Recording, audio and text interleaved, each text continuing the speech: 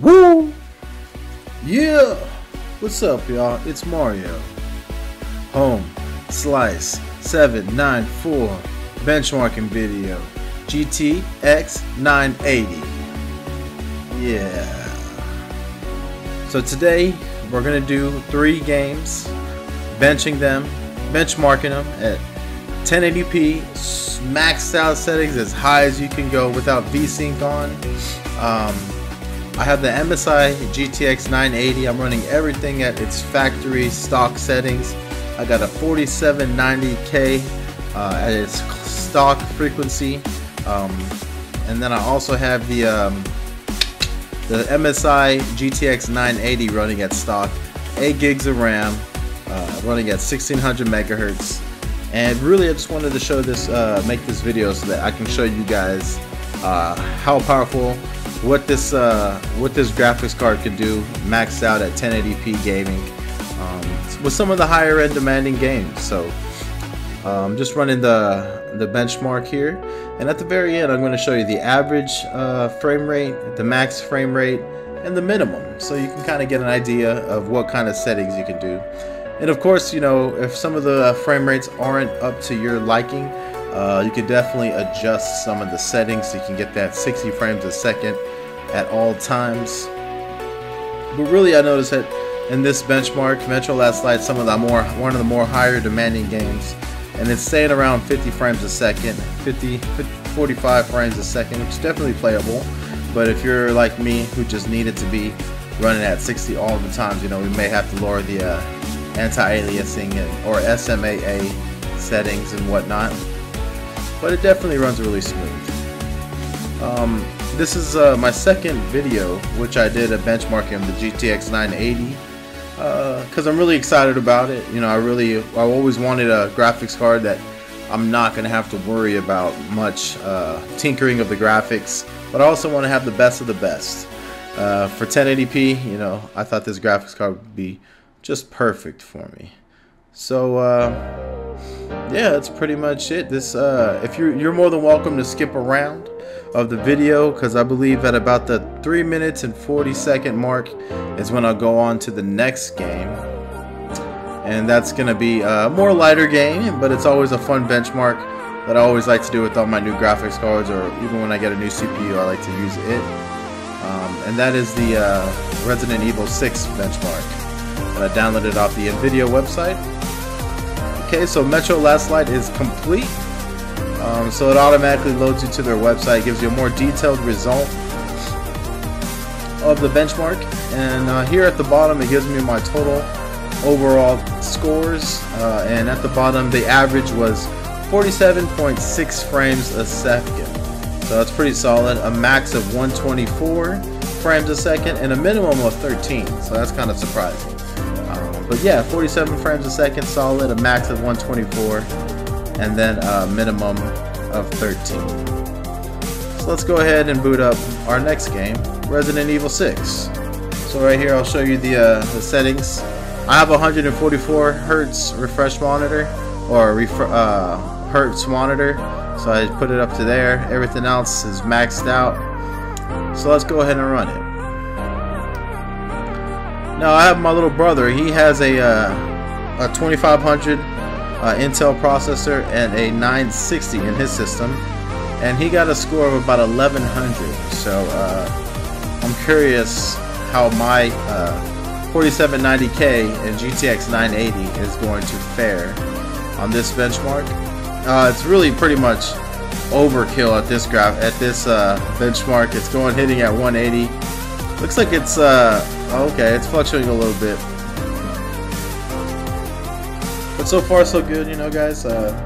Not a lot of complaints. And while this is benchmarking, you know, all my songs that I put on my videos are royalty free. I'll be sure to leave some links in the description where you can go check them out if you like the music. Shout out to you guys. I got these off Sirius Beat TV, so y'all go check them out and subscribe to all their music. I found they make the best royalty-free music, so shout out to you guys. And here I've noticed it always dips a lot at this part in the benchmark. I saw it to go down to 16 before on old systems. Right here, not too bad, 45. Wow, and it's already hit 10,000, so that's pretty good. Like I said earlier, my little brother's his graphics card and his system topped out at 1100, so I've already hit that damn near halfway through the benchmark. So pretty impressed so far with this graphics card. 4 gigabytes of video memory, which is a lot. Mainly that's good for the higher resolutions, or if you want to do the anti-aliasing. That definitely comes into play and helps you out a lot. The reason why I ran these graphics, these settings at stock, because you know I have my build in a mini ITX case, mini ITX motherboard, so I really don't want to overclock too much. I do have a water cooler on the CPU, but I just like to run it simple, sexy, stable.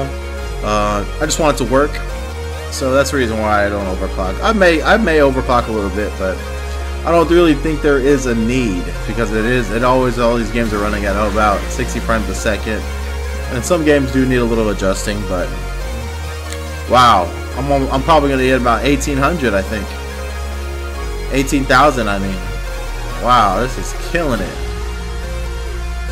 Yeah, 1850, 1845 too. Very impressive. So next, let's go ahead and go to the very popular Battlefield 4. Got this maxed out settings, 144 Hertz at 1080p, and it looks like it's handling it without any problems. This definitely stood around the 80 frames a second. Didn't really sink below 60 frames a second, that's for sure, so that's good. Running like butter, looking just amazing. Definitely a pleasure to play this game at such high quality and at such high frame rates. So if you notice here, hanging around high 70s, low 80s, never gets below 60. But that's about it, guys. Not much to say. Just wanted to give you some real live time benchmarks of gameplays, some of the more popular games out today. I'm going to keep making some more games as or more benchmarking videos, because this graphics card is relatively new. A lot of you guys haven't made that switch over to 1440p yet, or 4K.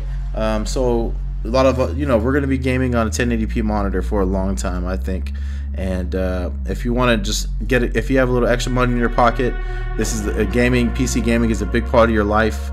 It's really nice to just pop in a game, not have to worry about tinkering with the settings. Just turn it on and play. That's the main reason why I got the 980. So this may be something for you. Just turn it on the game, running at max settings, not have to worry about anything. So that's why I made this video, to see if this graphics card is for you. The only reason why I went with MSI is because I had an R9 270. It kept it really cool, kept it really quiet. It was affordable. I never had any issues with it. I had the chance to get an EVGA model, but MSI, man, it was just the same price, and the Twin Frozer, as always, it's never let me down. So I mean, nothing against EVGA or any other brands.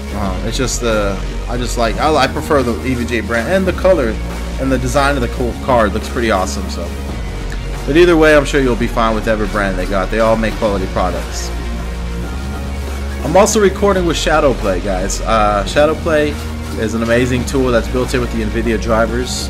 I've noticed that there is very little performance loss when you do record with Fraps, or not Fraps, but when you record with Shadowplay. You probably get about a 1 to 5 frame drop when you record with Shadowplay. So it's an amazing feature that comes with the NVIDIA drivers that you get whenever you use the GTX models. But that's it, guys. Thanks for watching. I love you. Stay tuned. I'm going to keep uploading my channel with new videos. Later.